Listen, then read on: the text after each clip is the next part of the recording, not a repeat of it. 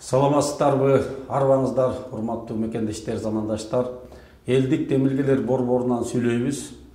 Бүгүн биз жаш саясатчы Жеңиш Молдохматовдун саясий тагдыры бүгүнкү күндө абакта жатат, аны жалпы коомчулук жакшы билет.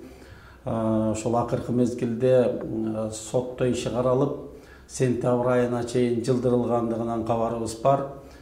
Ачкачылык жарыялап, ал ишин да токтоткондугу жөнүндө коомчулук маалымат жагынан билет.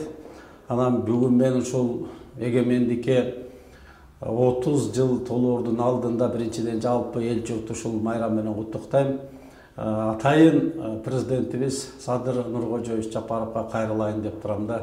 Эми Жеңиш Молдохматовдун иши боюнча айта турган болсок, аны ушул октябрь айындагы мындай бир массалык тополоңду уюштургандыгы үчүн деген маселе боюнча кармалып тургандыгы, анчейин саясий маселелерди жакшы түшүнгөн адамга бул туура эмес болуп калганы байкалып турат. Себеби өзүңүздөр жакшы билесиздер, октябрь окуясында баягы кырман баскан Опмайдадай болуп эле бүт элдин баары жүрбөдү.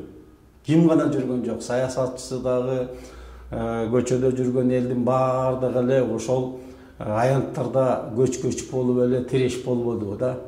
Ал тургай ошол Алмаз Атамбаев, Садыр Нуркожоевич, мына өзүңүз да ошол мезгилде ошол революциянын капшабы менен элдин талабы менен чыга келдиңиз. Жеңиш Молдохматовго саясий бир кине тагып камалып калгандыгы бир топ маселелерден улам анчейин калыс болбой калды деп эсептейбиз. Ошол Жеңиш Молдохматов кыргыз мамлекетинин бүтүндүгү, чек ара маселе боюнча өзүнүн ойлорун ачык так билгизип турган саясатчы катары кыргыз коомчулугу жакшы билет. Демек, бул көп нерсе ушул саясий куугунтук сыяктуу болуп калгандыгын бүгүнкү күндө эл айттырбай эле сезип турат.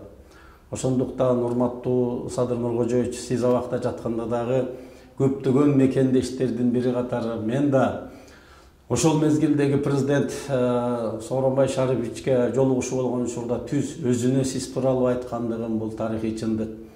Анан ошол мезгилдерде көп жерлерде жыйындар, курултайлар болуп жатты. Ошондо трибунадан чыгып, сүйлөп, айтып, ошол резолюция чечимдерине киргизип, ушул адилетсиз абакта жатат деп сиздин чыгышыңызга салым кошкон адамдардын бири катары да кайрылып турам. Эми өзүңүз айтмакчы айкөлдүктү көрсөтүп, ушул эгемендиктин 30 жылдыгынын алдында ошол жаш саясатчыны сындырбастан мага эч кандай тааныш да, куда сүйөгүм да эмес, көп болсо бир 2 жолу жолугуп сүйлөшкөнүм бар, жакшы тааныбайм да керек болсо. Ушул жаш саясатчы Жеңиш Молдохматовго ырайым бериппи, же болбосо ошого калыс карап, ушул абактан чыгарууга өзүңүз мындай саясий эркиңизди көрсөтүп, ушу калыс мамиле кылат деп мен терең ишенем. Сизди урматтайм. Анан дагы бир жолу жалпы элибизди, журтубузду ынтымак биримдикке чакырып, багытыбыз түз болушун каалайм. Бар болуңуздар.